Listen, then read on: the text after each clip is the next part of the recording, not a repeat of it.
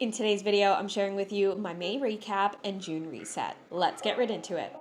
Okay, friends, we have reached the end of a month, so you know we have to do a video like this. This is one of the long-running series that I have on this channel, which I love coming back to because I love reflecting on the month. I love looking at all of the things that I learned and loved and feel like I want to share with you, and that's exactly what we're going to do in today's video like we always do, and there's always a structure for these videos. So if you are new, welcome. The way that things go in this video is I will start with some slow living favorites in particular categories such as products, experiences, and practices. Then I will go over some monthly reflections that I always do in my planner, and I will show you my planner as well. Then I will take you into a very quick Notion tour. I will show you my Notion, which is one huge element of my productivity system, and clean things up, get things ready for the month of June. And then we will come back to my journal and look at June, set things up in my planner for June, and talk about the goals that I have for that month as well. And then right at the end of the video, I will answer a question that you have sent me in the comments. So again, if you have any questions for me, it doesn't have to be about productivity, it can be about anything. Leave them down in the comment section, and I will pick one to answer for the following recap/reset that we do, which will not be happening in June because in June we are going to swap that video out for a Q2 review video. We are reaching the end of Q2. I cannot believe I'm saying that. So you're going to see that video in June instead of one of these videos, but then we will get back on regular scheduled programming in the following month, in July. Okay, with that being said, let's jump right into it. So slow living favorites, again, in those three categories that I mentioned, the first category is products, and I only have one product to share with you. It is the Javi protein coffee powder. I actually got this sent to me for free to give it a try and post about it if I ended up liking it, and I was very happily surprised with this product. I actually really do like it. It tastes pretty good. It is very flavorful. It doesn't have like a really strange protein powdery taste like a lot of protein powders do. It does taste like an iced latte or an iced mocha depending on what flavor you get, and it has an extra boost of protein. So if I have a smaller breakfast, I will definitely go for one of these, and it is absolutely delicious. I mix it with like an almond milk or a little bit of water and almond milk and some creamer, just kind of jazz it up, and it really ends up tasting like an iced latte. I have two flavors. I have the French vanilla one and the mocha one. My favorite is the French vanilla one of the two, but definitely recommend. I've been telling a lot of people in my life to give it a try because I do actually really love it. Actually, I do have a link, a code to get you some discounts on that if you do want to try it, so I will link that down below if you are interested. Okay, that's the only product that I have for this month. The next category is experiences, slow living experiences, and I have just one for this category, and that is gardening. I really got back into my gardening routine, and by gardening I mean like literally gardening, going into my backyard and tending to my garden of all the different fruits and veggies that I am growing this year. I am growing 6 different plants this year, and in the month of May, I really started getting back into a routine with that and going outside and regularly tending to the areas, the spaces, cleaning it up, feeding them, watering them. It's a whole thing. It's a whole ritual, and I absolutely love it. And I feel like I wasn't super consistent with it last year, mostly because the weather was so unpredictable and it would be raining for so many periods of time that it was just too wet and gross to go out, or it would be so extremely hot, excessive heat warnings that I also didn't want to go outside. So I'm hoping that starting really early this year and getting my consistent routine down is going to help me stay consistent throughout the entire season, even though, rain and heat is inevitable. But hopefully starting early and getting that groundwork down is going to help me. And so far, I have to say it's been working really well. Okay, the next category is practices, and I only have one for this month, and that is listening to podcasts while working. I've noticed that I have seasons of podcast listening. Literally, for me, there are many bouts of the year where I will not listen to any podcasts at all, and then at one particular time of the year, I just feel compelled to start listening to a podcast again, and it has happened yet again this year. I just started listening to a podcast that I love so much, and I will recommend to you in a second, and I have been doing that while I'm working. It does help me focus. I have also been doing it while meal prepping or cleaning or gardening even, like I was just talking about, and it's a really nice thing to put on and listen to while I'm doing something else, a little multitask, if you will, like especially for tasks that are kind of mundane and boring, if you will, it helps make it a little bit more fun. And in that same realm, I do have an extra category here, which are just movies, shows, games, any kind of recommendations that I have for the month. Someone requested this of me last year, and I thought it was a really great category to add in, so we're keeping in that same structure, and the one recommendation that I have is that same podcast that I said that I've returned to, and it's the Dark Paranormal podcast. I got into this podcast because I was listening to a completely other podcast, and it was super interesting. It was about a real life paranormal experience, but that initial podcast was one season for one story, and it was just stretched out across the entire season.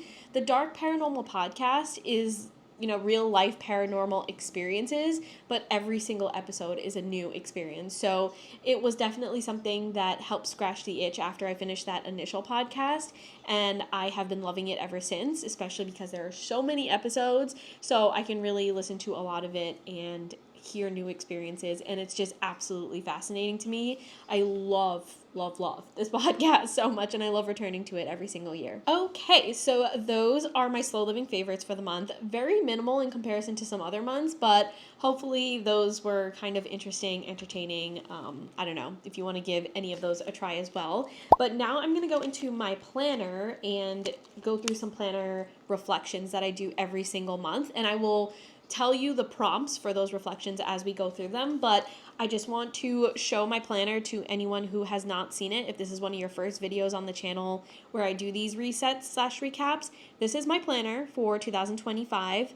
It is a Paper Republic planner, a journal, and the Paper Republic part is the exterior. It's like this leather exterior, and then you can put as many journal inserts as you want. And my actual planner, my 2025 calendar planner, is also from Paper Republic. That's this one right here. And then I have a couple of other journals that I will probably talk about in a second.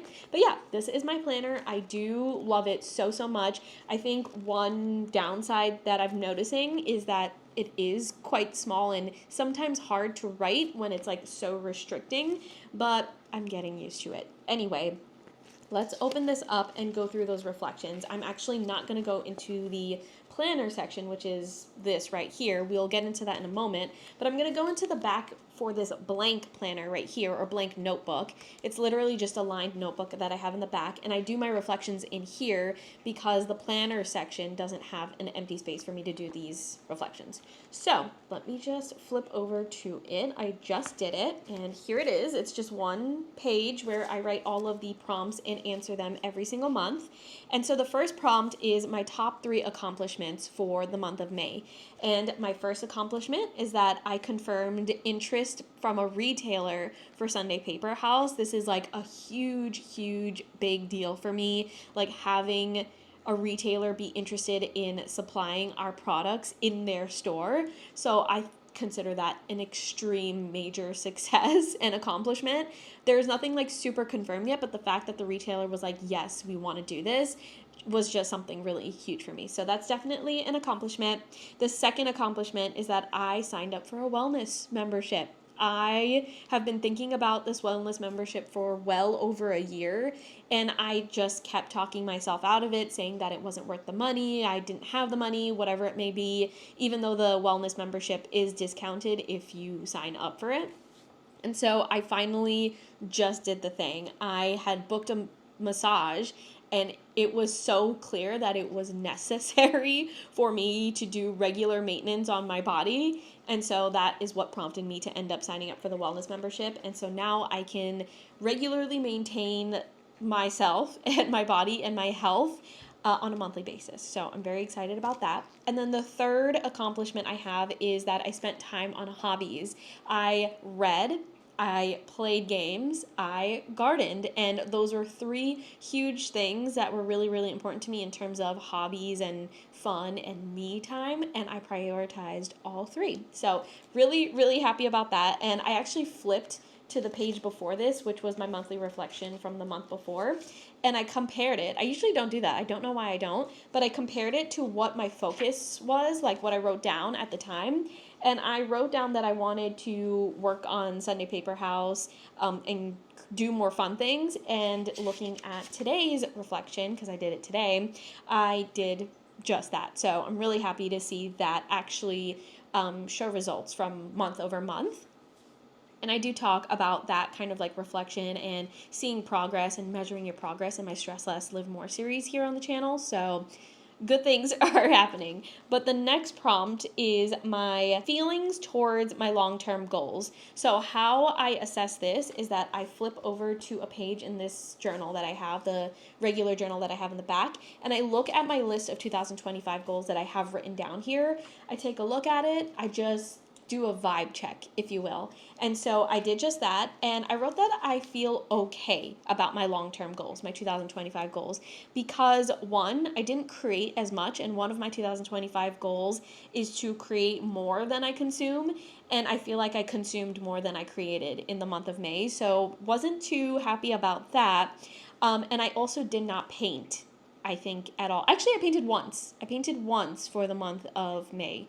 So not a total failure there, but I feel like I could have spent more time painting this month, especially because in previous months I painted a lot more than just once. So I just wrote that I was okay about that because all of my other goals that I have for 2025, I did touch upon them, work on them, things like that. Okay, friends, so this is my Notion, and there's a little bit of a new setup over here, like where I am, because I'm not using my giant Mac anymore. I'm actually trying to get rid of that. I am now using a brand new laptop, so a little bit of an update there. But anyway, let's talk about my Notion. This is what my Notion looks like right now. It is very springy, and I think I'm going to keep it like this until the next time we do one of these videos, and then I'll switch it up for the summer, because I do still like the spring vibes. I still am in that spring vibey feeling, so I'm gonna keep it like that. And I like to start this little cleanup over here because my Q2 master to-do list is here, and this is just a brain dump of things that I want to ensure that I get to before the quarter ends, and the quarter ends next month. It ends in June, so I want to ensure that I am cleaning up, making sure I'm looking at this, and all of that stuff. So we have the backyard fence crossed out here because we have done that. Threads, TikTok, Substack, Hangout time. This is just like a way for me to ensure that I go onto these platforms and actually spend time and engage with my community. So I have it highlighted because I have been working on that, but I haven't crossed it out because I want to ensure that I'm doing it every single month of the quarter, if that makes sense. So that's why it's still there, and I'm not going to cross it off just yet. We're going to go back to this for my quarterly review in June, but for now it's staying highlighted because I'm still working on it, and the same goes for YouTube watch hours. This is something that I'm definitely going to track at the end of Q2, but I'm still working on it. And then the pool, I just got all of the things that I need to make the pool. We just need to now like actually build and assemble everything and get it working. So I'm almost positive that this is going to be done by the end of Q2. But again, some foreshadowing for our Q2 review video. And then living room decor, I have not started this. And to be honest with you, I don't even know where to begin. Like, I don't know what I want to do in the living room anymore in terms of decoration. I might end up crossing this off, but for now, let's just keep it there. And then Instagram annotated photos. This was just a reminder for me to post more photos that have annotations on them. And I did try to do it this month, but Instagram is kind of funky and the text was coming out funny. So I'm not going to say I didn't try. So I'm going to highlight it and just acknowledge that I've tried, and I'm going to continue to try. And I'm also going to move it up just for like me and my organizational sake. I like when the things that are in progress are clustered together. That's probably just a me thing. But anyway, that is cleaned up, I guess. We didn't really do anything. I just explained what is currently in the works, but I'm almost positive that majority of this is going to be complete by the end of June, so more to come. And then there's nothing really to share down here. These are, if you're new here, these are just a bunch of different hubs and subpages that I have for particular topics. So Slow Morning Diaries hub has everything for Slow Morning Diaries, all the way down to analytics tracking and brainstorming ideas. I put all of my YouTube video ideas in here, including the ones that you suggest to me, questions, all of those things. Same goes for Sunday Paper House. So these two I live in very often, every single week, almost every single day, if not every single day. The Creative Hub is something that I have not been using, and this was something that I implemented to ensure that I create more. I have more of daily creative practices, but it's not really black and white like it used to be when I created this. I created this to be like every single morning I'm going to have a morning routine, and it's going to have a break of, let's say, 5 minutes or 10 minutes or 25 minutes of sketching time. And my creativity has been varied, so it's not always just this. So this hasn't actually been super helpful, but I'm going to keep it there just in case I decide to come back to it. And then all of the other things, I go in there on a case-by-case basis. For example, the house projects one, the hot tub / pool is in progress, the kitchen renovation, all of that stuff. I don't think I have the living room decor here, which is okay because it's not really a project. It's more so like I'm wanting to fill up the space a little bit more. But again, this is an example of me doing things on a case-by-case basis, which is why I don't go into them quite often. And I guess that's it. I wish I had some more things to share with you, but like I've been saying, there's going to be a lot more to come in our Q2 review, which is this month. It's just in a few, well, I shouldn't say in a few weeks because that makes it seem like June is just speeding by, but you will see that later this month. Okay, we are back. I hope that little Notion tour was fun, interesting, insightful, but I am now going to go back into my journal and talk about those June prompts, those June reflections that I have in the same area that I was showing you earlier before the Notion tour. Okay, so like I had mentioned, that next prompt was my focus for June, and I had said that there are 2 things that I want to focus for June, and that's one, Sunday Paper House, because Sunday Paper House launches in June. I cannot believe I'm saying that, but my stationery business, my paper goods business is launching in this month, in the month of June. And so 99% of my time is going to be dedicated to that. So that is my biggest focus for June. But my second focus for June is playtime. So just embracing more playful energy, more playful practices. I talk about this in a very recent spring creative slow living video that I have on the channel, but being more creative, being more playful and fun, and that can be in terms of painting, but it can also be in terms of hobbies, like I mentioned, gaming, reading, gardening, all of the things, just ensuring that I incorporate some of that, especially to balance off what the chaos is going to ensue when I launch Sunday Paper House in terms of workload. And so the next prompt is upcoming challenges for those focuses. And my challenge is very similar every single month, but it is to balance everything. Launching a business is a lot of work, and it's going to really, really deplete me in many ways, even though it's going to be extremely fulfilling and incredible and amazing, and I cannot wait. But I need to ensure that I'm balancing that with a lot of downtime as well to ensure that I don't burn out. I don't lose sight into the joyful side of everything.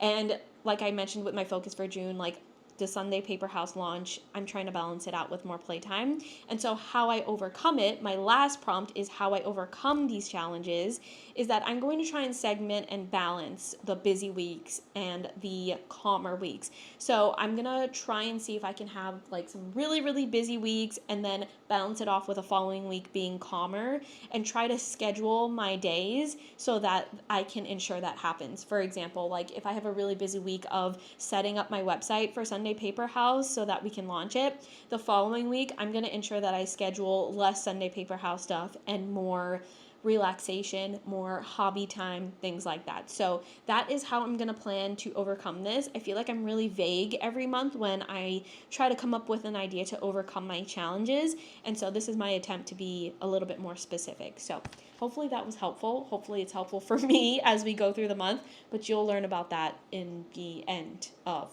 June. Those are the prompts. And then I also want to set up my journal with you, which I've already set it up, and there really isn't much to set up in this planner because it is so small and minimal. There's not really much space and things to set up. But what I typically do is I go to the front of the planner, and it has like this year at a glance where you can look at each month and you can write like little notes down. And so I did that. I just filled that in with a lot of birthdays, a lot of time off, which is really great. The launch, holidays, lunches, I have barbecues, I have birthday celebrations, I have my Q2 review, a lot of things happening in June. And this tends to happen as soon as the weather gets a little bit warmer. So I anticipated that, but I filled that out there. And then I'm just going to flip over to the first week of the month of June. And there's no like dedicated page for every single month. It just goes straight into the weeks. So I wrote down my usual things that I write down, and I'll just show you what it looks like.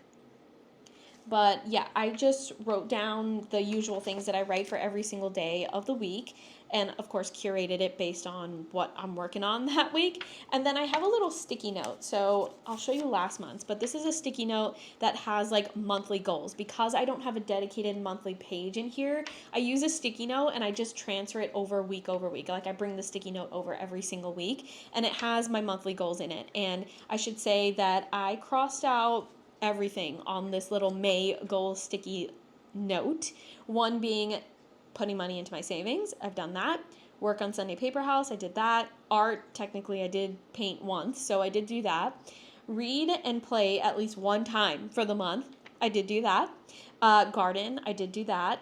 Mother's Day, there was like Mother's Day plans. That was a success. And then getting gifts for people for their birthdays in the month of May, all complete. So this entire sticky note is complete. I'm going to keep it in here just so that I can, not forget all of the work that I've done there.